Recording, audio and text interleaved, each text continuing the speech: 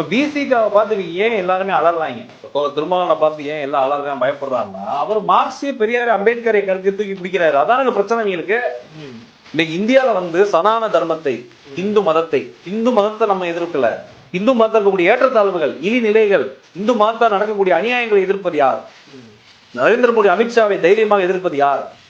பாஜக RSS துணிந்து எதிர்ப்பது யார்? நாக்பூர் எதிர்த்து பேசுறது யார்? மோகன் பகவத் எதிர்த்து பேசுறது யார்?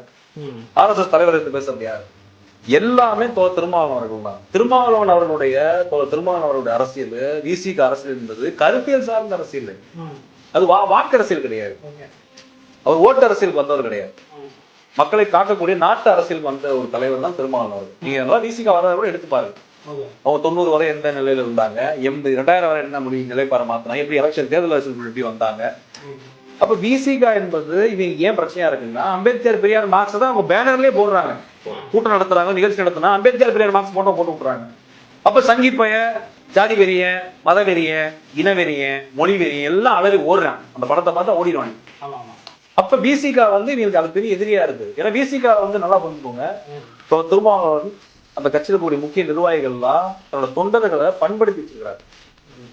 அறிவு சார்ந்த அணுகுமுறை, ஒரு சட்டம் சார்ந்த அணுகுமுறை, ஒரு முற்போக்கான ஒரு அணுகுமுறை. நீங்க நல்லா பாருங்க, விசிக தோழர் நீங்க எல்லாம் காட்டு மிராண்டி ரவுடி இருக்கிறான் அப்படி சொல்வது தவறு. என்னைய பொறுத்தவரை ஒரு பிரச்சனையை சரியா வேறு வரை சென்று அதை உணர்ந்து ஒரு மதிநுட்பமான அறிவோட அணுகக்கூடிய ஆற்றல் அவங்ககிட்ட இருக்குது.